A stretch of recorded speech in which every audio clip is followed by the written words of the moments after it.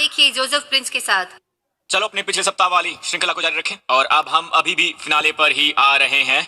2 कुरिन्थियों 3 वचन 6 से 18। पिछले सप्ताह हमने देखा वचन 7 से वचन 16 तक तो कुछ पैरेंथेसिस हैं। ऑलराइट, शास्त्रविद हमें बताते हैं कि ग्रीक में पैरेंथेसिस की उसका ढांचा इतना स्पष्ट है कि पैरेंथेसिस वहां पर है। होना ये चाहिए था कि हमारी बाइबलों में उन्हें डालना चाहिए था पैरेंथेसिस को। ऑलराइट, वहां वचन 7 से लेकर वचन 16 तक। अब पैरेंथेसिस से पहले वापस चलते हैं वचन 6 पर।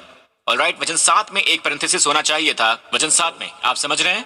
ऑलराइट, तो यहां लिखा है शब्द मारता है पर आत्मा जिलाता है। ठीक है, तो वहां रुक जाइए।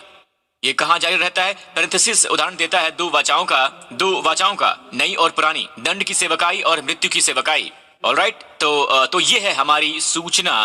तो यहां से शब्द मारता है पर आत्मा जिलाता है। याद रखिए, वो शब्द जो मारता है उसको उसके संदर्भ में ही सिखाया जाना चाहिए। ये व्यवस्था का हवाला दे रहा है। जी हाँ, यह है व्यवस्था वो शब्द है जो मारता है, परमेश्वर का वचन नहीं। ओके, यहाँ पर आत्मा जो जीवन देता है वो है नई वाचा। ये अनुग्रह है जो जीवन देता है। मुझे अच्छी आमीन मिल सकती है। इसे दिमाग में रखकर पैरेंथेसिस से पहले है वचन 6। ये किससे समाप्त होता है? शब्द से नहीं। नई वाचा शब्द की नहीं है, आत्मा की है, क्योंकि शब्द मारता है पर आत्मा जिलाता है। तो अब हम सीधे चलते हैं वचन 17 पर पैरेंथेसिस के बाद, और आप इस संदर्भ को देखें। वचन 17, प्रभु तो आत्मा है और जहां कहीं प्रभु का आत्मा है वहां स्वतंत्रता है। तो आत्मा यहां यूं तो पवित्र आत्मा नहीं है, प्रभु आत्मा है। प्रभु आत्मा है, ये पुरानी वाचा की आत्मा है, जिसका मतलब है कि जब आप इस बारे में पढ़ते हैं तुरंत उसके बाद जब परमेश्वर ने 10 आज्ञाएं दी, परमेश्वर ने एक नियम की बात की, एक अध्यादेश जिसका संबंध एक इब्री सेवक से था। अगर आप एक इब्री सेवक खरीदते हैं, ओके, 7वें वर्ष में आपको उसे आजाद करना होगा। ओके, ये परमेश्वर का कानून है। पर यदि सेवक आपसे प्रेम करता है, ठीक है, बाय द वे, वो आजाद हो सकता है पर उसे अपने परिवार को पीछे छोड़ना होगा। ये एक कानून था उस समय। ओके, पर अगर वो मालिक से प्रेम करता है, वो कहता है मैं अपने स्वामी से प्रेम करता हूं, अपनी पत्नी और बच्चों से प्रेम करता हूं, वो 7वें साल के बाद भी रुकना चाहता है। ऑलराइट, फिर उसे आपको लाना होगा और उसके कान छेदने होंगे। ऑलराइट, और वो हमेशा के लिए आपका सेवक होगा। तो परमेश्वर यहाँ सेवक की बात क्यों कर रहे हैं? ये सेवक कौन है? और फिर हम ये पाते हैं वचन संहिता 40 में। ये सचमुच कहता है कि पुराने सप्तोजन में वहां लिखा है तूने मेरे कान छेदे हैं। यहाँ यीशु बात कर रहे हैं। तो यीशु, ध्यान दीजिएगा, वो संपूर्ण परमेश्वर थे, मनुष्य नहीं थे। ऑलराइट, पर वो आए मनुष्य के रूप में। ऑलराइट, उन्हें छेदा गया क्योंकि वो अपने स्वामी से प्रेम करते थे, वो अपनी पत्नी से प्रेम करते थे, मसीह की दुल्हन कलीसिया और अपने सभी बच्चों से। आमीन। ठीक है, तो वो हमेशा के लिए सेवक हैं। क्या आप सुन रहे हैं? तो उसमें क्या इतना सुंदर है जब आप देखते हैं यीशु व्यवस्था की आत्मा है। आमीन।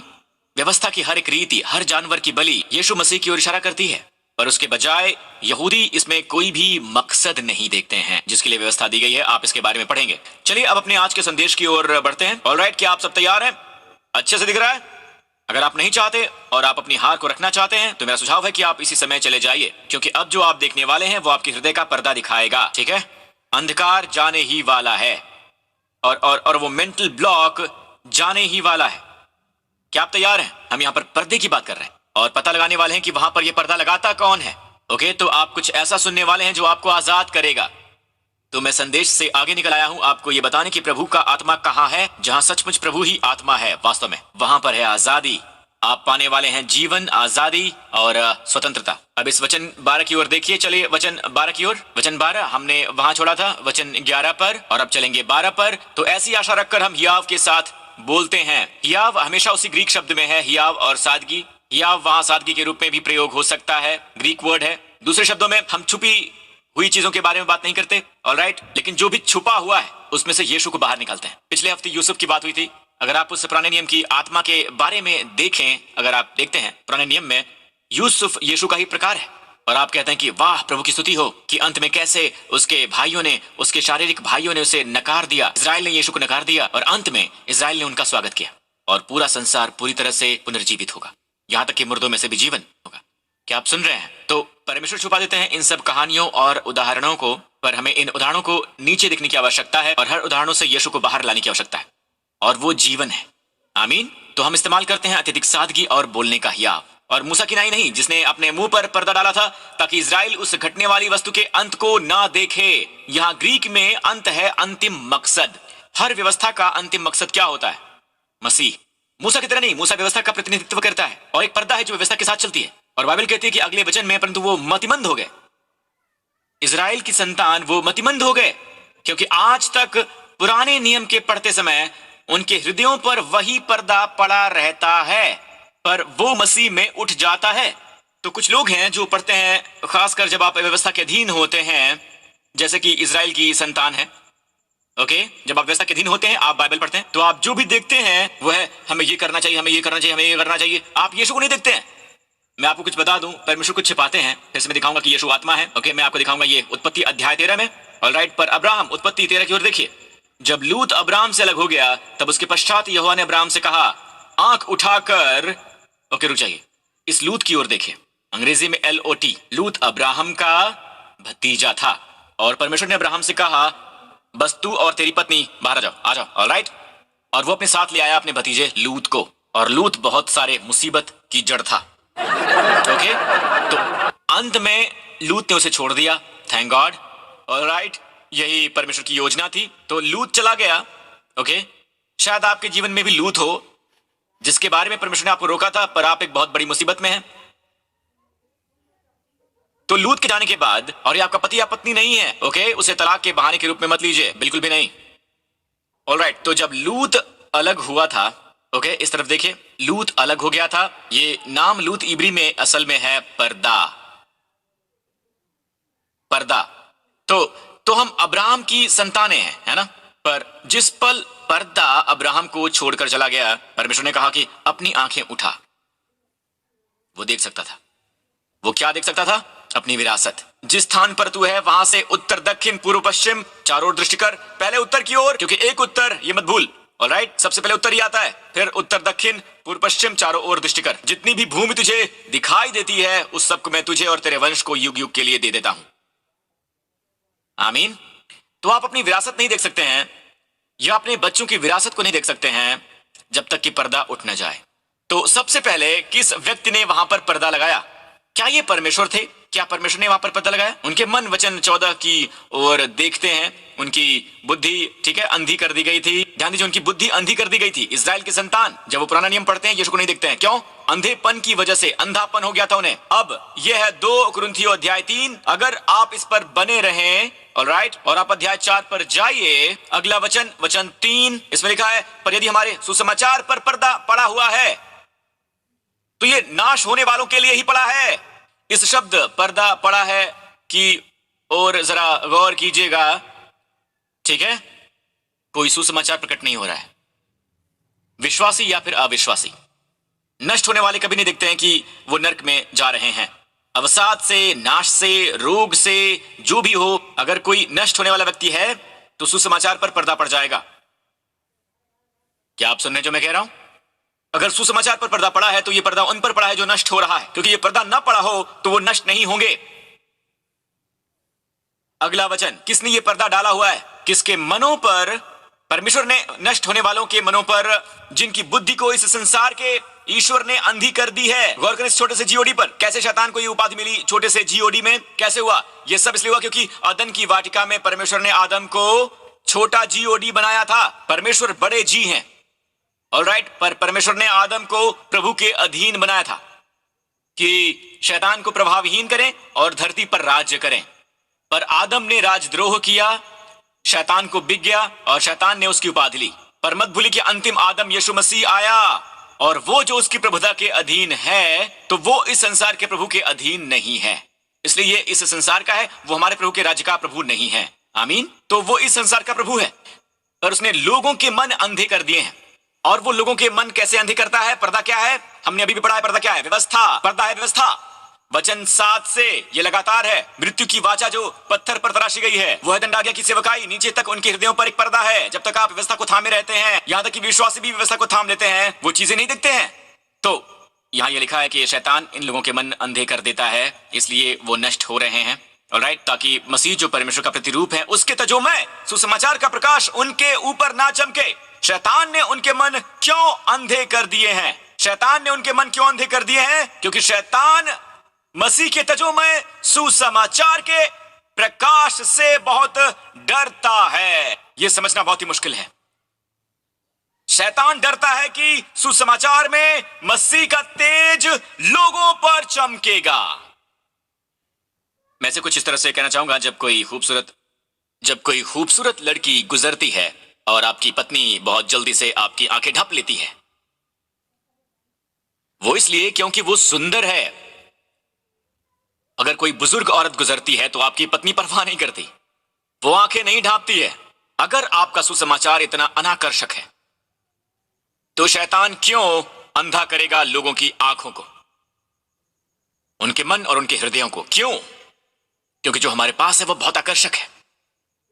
यीशु बहुत आकर्षक है। अगर सच्चे यीशु का प्रचार किया जाए, अगर सुसमाचार का प्रचार हो रहा है, ऑलराइट, ना कि मसीहियत का प्रचार, लेकिन सुसमाचार का, लोग यीशु की ओर भागते चले आएंगे क्योंकि यीशु आकर्षक है। हमें केवल एक काम करने की आवश्यकता है कि वो पर्दा हटा दें। शैतान उनकी आंखों को यीशु को देखने से रोक रहा है। वो इतना डरा हुआ क्यों है? क्योंकि यीशु सुंदर है, वो तेजोमयी है। आमीन चर्च। तो कल रात मैं बात कर रहा था, मैं कुछ पास्टर्स के साथ यीशु पर बात कर रहा था, जब उसका मौसेरा भाई यूहन्ना बपतिस्मा देने वाला, दोनों मौसेरे भाई थे, एक साथ पले बढ़े थे, और बाइबल कहती है कि ये यूहन्ना था जो यीशु के बारे में कहता था, वो देखो प्रभु का मेमना। वो पहचान गया। जिस दिन उसने ये पहचान लिया यीशु परमेश्वर का मेमना है, परमेश्वर ने यूहन्ना को प्रकाश दिया। लेकिन फिर जानते हैं, यूहन्ना निराश हुआ, वो जेल में था और वो वहां निराश हो गया था। ऑलराइट, और उसने अपने चेलों को भेजा। यूहन्ना के चेले यीशु के पास आए और उन्होंने कहा कि ठीक है। यूहन्ना ने पूछा कि क्या तू वही है या हम किसी और का इंतजार करें? यीशु ने चेलों की ओर देखा, जाओ यूहन्ना के पास। अब देखें, यीशु की सुंदरता देखिए, मुझे पसंद है। यूहन्ना के पास जाओ। वो नाराज नहीं हुआ कि क्या अब तक बता क्यों नहीं? उन्होंने ये नहीं कहा, वो बिल्कुल शांत थे। यीशु ने कहा कि जाओ यूहन्ना के पास जाओ। बहरे सुनते हैं, अंधे दिखते हैं, कोढ़ी शुद्ध होते हैं, दुष्ट आत्माएं निकाली जाती हैं, मुर्दे जिलाए जाते हैं, और वो कहते हैं धन्य है वो, धन्य है वो, और ये पॉजिटिव है, जो मेरे कारण ठोकर न खाए। कमाल है ये। और फिर यीशु भीड़ की ओर मुड़े। ये देखिए, वो भीड़ की ओर मुड़े और वो उस भीड़ से कहते हैं कि जो वहां इकट्ठी थी, यीशु के इर्द गिर्द हमेशा भीड़ रहती है, वो उनसे कहते हैं तुम जंगल में क्या देखने गए थे? ये यूहन्ना के बारे में है। तुम क्या देखने गए थे? हवा से हिलते हुए सिरकंडे को? तुम क्या देखने गए थे? कोमल वस्त्र पहने हुए मनुष्य को? क्योंकि जो कोमल वस्त्र पहनते हैं वो राजभवनों में ही रहते हैं। तो तुम जंगल में क्यों गए थे? जंगल में पुकारती एक आवाज को। और मैं तुमसे यह सच कहता हूं, यीशु ने कहा, कि जो स्त्रियों से जन्मे हैं उनमें से यूहन्ना बपतिस्मा देने वाले से कोई भी बड़ा नहीं हुआ। यूहन्ना ने बस शंका जाहिर की थी कि क्या यीशु ही वो हैं, और अंत में वो अपरोक्ष रूप से उनकी तारीफ ही करते हैं। जिस तरह से उन्होंने ये किया वो वाकई कमाल का है।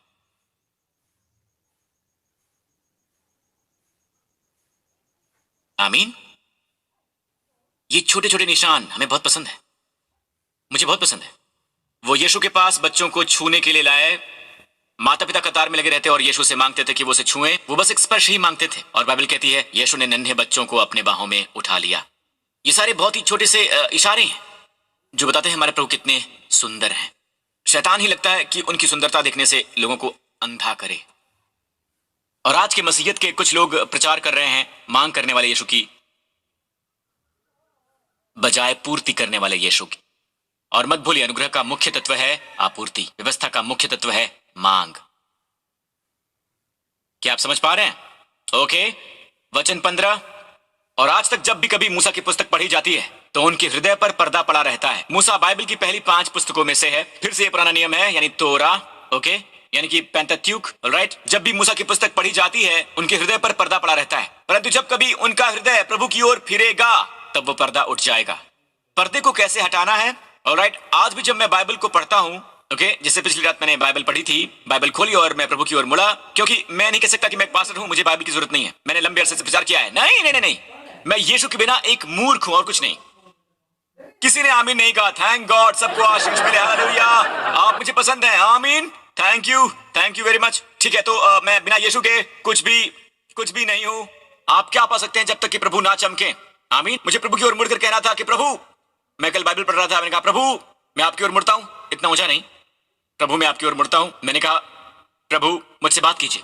मैं हमेशा कहता हूं जब मैं बाइबल खोलता हूं, मैं अपनी समझ पर निर्भर नहीं रह सकता हूं।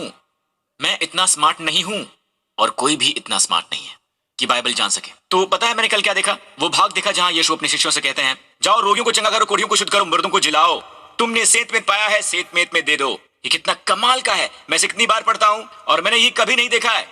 रोगियों को चंगा करो, कोढ़ियों को शुद्ध करो, मुर्दों को जिलाओ, दुष्ट आत्माओं को निकालो, सेत में पाया है सेत में दो। सब एक ही वचन में। मैंने कहा तुमने सेत में पाया है सेत में दो। ऐसा क्यों हम बाहर नहीं जा रहे हैं, रोगियों को शुद्ध नहीं कर रहे हैं? क्योंकि हमने ये सभी चीजें सेत में नहीं पाई हैं। हम अभी मसीहत का प्रचार कर रहे हैं जिसमें लिखा है कि तुम्हें ये त्यागना होगा, वो त्यागना होगा, फिर परमेश्वर तुम्हें चंगाई देंगे।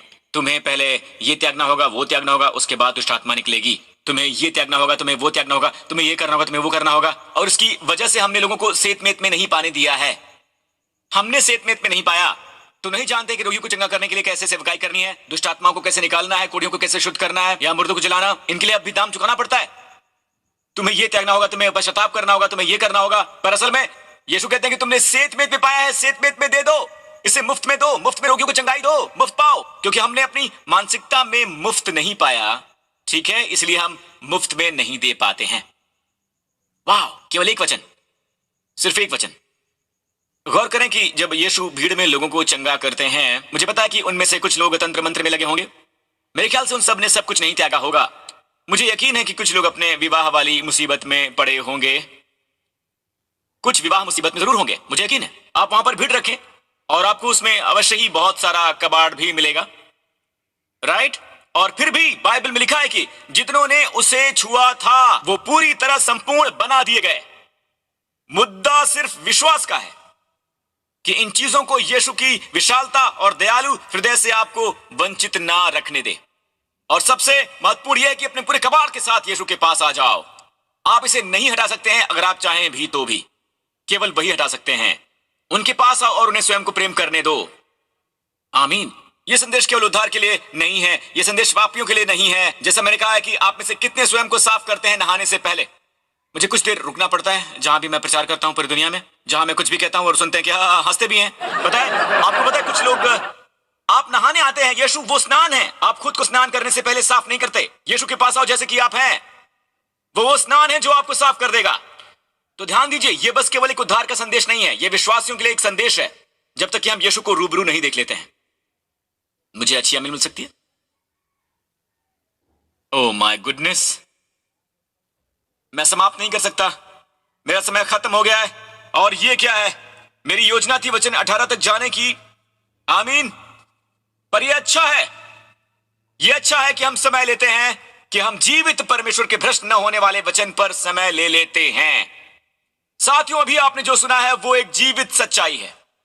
आमीन। हम यहां पर चर्च में सच्चाई जानने नहीं आते हैं, पर जीवित सच्चाई पाने आते हैं। मैं समझाता हूं, मैथमेटिक्स, राइट? गुणा करने वाला पहाड़ा, 2 दूनी 4, गुणा करने वाला, और ये पहाड़ा ही सच्चाई है, पर ये जीवित सच्चाई नहीं है। जीवन में क्षय और मृत्यु की प्रक्रिया को नहीं रोक सकता है, आपको अंधकार से प्रकाश की ओर नहीं ला सकता है। यह सच्चाई है, पर यह जीवित सच्चाई नहीं है। आप चर्च में ही जीवित सच्चाई पा सकते हैं। और अब अगर चर्च सुसमाचार का प्रचार कर रहा है, ऑलराइट, तो जिससे हम निपट रहे हैं वो है जीवित सच्चाई, ना केवल सच्चाई। ऑलराइट, ज्योमेट्री की थियरम जो है वो सच्चाई है, पर वो जीवित सच्चाई नहीं है। ज्ञान का हर एक परिधि इस संसार में, स्त्रियां सुबह के वक्त कुएं पर आती हैं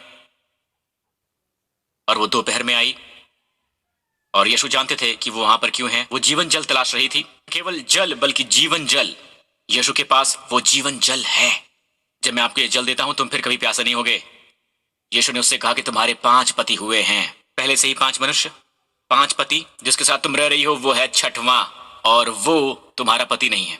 तो उसके तो होश उड़ गए। वो उसके बारे में सब जानते थे, फिर भी उससे प्रेम करते थे।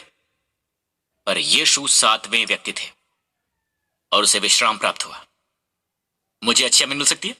आप विश्राम नहीं पा सकते, ठीक है, बहुत से मनुष्यों के साथ। उसके पास 6 मनुष्य थे, 5 पति, और अब जिसके साथ रह रही थी वो 6वां था, और जिसके साथ वो रह रही थी वो उसका पति नहीं था। तो चाहे आप विवाहित हों, तलाकशुदा हों, या चाहे आप किसी के साथ रह रहे हों, वो जीवन जल नहीं मिलेगा जब तक कि आप यीशु में नहीं आते हैं। वो 7वें मनुष्य हैं। जब आप उनसे मिलते हैं आप विश्राम पाते हैं। और ना केवल एक बार उनसे आमना सामना होता है, आप उनसे आमना सामना करें वचन में। जब आप बाइबल खोलते हैं, ये मत कहें कि काश के पास्टर प्रिंस यहाँ होते, पास्टर हेनरी यहाँ होते। नहीं नहीं नहीं नहीं, हम एक ही हैं। हमें प्रभु की ओर मुड़ने की आवश्यकता है।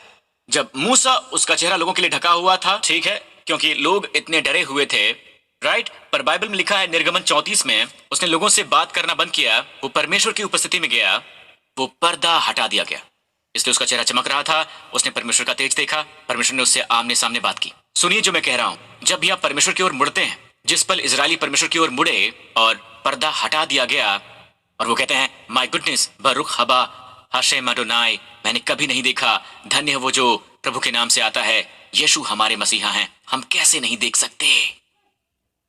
और जब तक इजराइल नहीं देखता, अब्राहम होगा जैसे अब्राहम इजरायली, एक यहूदी, पहला मूल यहूदी, उसकी आंखें लूत ने अंधी कर दी थी, उसने कभी अपनी विरासत नहीं देखी। इजराइल अब उस प्रतिज्ञा के प्रदेश पर अधिकार करना चाहता है, पर लंबे समय से ही इतना संघर्ष चल रहा है। क्यों? क्योंकि वो अभी व्यवस्था को थामे हुए हैं और वो अनुग्रह को थाम नहीं रहे हैं। वो अब भी मूसा को थाम रहे हैं और वो यीशु को थाम नहीं रहे हैं।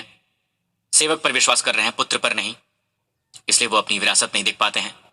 पर एक दिन आएगा, पर्दा उठा दिया जाएगा। आमीन चर्च, यीशु की स्तुति हो, आमीन, हालेलुया। अगर आप यहाँ हैं और आपने कभी भी इस अद्भुत यीशु को अपना व्यक्तिगत उद्धारकर्ता, अपना व्यक्तिगत प्रभु नहीं बनाया है, आप जहां कहीं भी इस समय इसे देख रहे हो, इसी वजह से परमेश्वर आपको यहां पर लाए हैं। आप उस घटना के भाग हैं, आप पवित्र आत्मा के अलौकिक कार्य के भाग हैं। परमेश्वर आपको यहां पर लाए हैं, आप इत्तेफाकन नहीं आए हैं। आप खुद को जानते हैं कि आप कभी एक चर्च में नहीं आएंगे, शायद आप उस पोजीशन में हो, पर यहां आप हैं सुसमाचार को सुनते हुए। ये स्वर्ग के राजा से एक रिश्ता है जो आपसे प्रेम करता है, उसका नाम है यीशु, और वो क्रूस पर आपके पापों के लिए मरा ताकि आप कभी भी दोष भावना और दंड आज्ञा के अधीन ना हो, ताकि आपको परफेक्ट स्टैंडिंग मिले और सही स्टैंडिंग मिले परमेश्वर के साथ, जो धरती और आकाश का रचनाकार है। और इसी वजह से परमेश्वर ने उसे इस मकसद के लिए भेजा। यदि आप हैं तो कहे, हे पास्टर, मैं वो सब पाना चाहता हूं जो यीशु ने मेरे लिए किया है। इसी समय मेरे साथ ये प्रार्थना कीजिए, आप जहां कहीं भी हो, अपने दिल से ये प्रार्थना कीजिए, प्रभु की ओर मुड़िए और कहिए, हे पिता। चलो हम सभी कहें, हे पिता, मेरे प्रति आपके प्रेम के लिए धन्यवाद, आपके पुत्र के वरदान के लिए, यानी हमारे प्रभु यीशु मसीह के लिए। आपने मुझसे कितना प्रेम किया है। आपने करोड़ों दूसरी सृष्टियां बनाई होती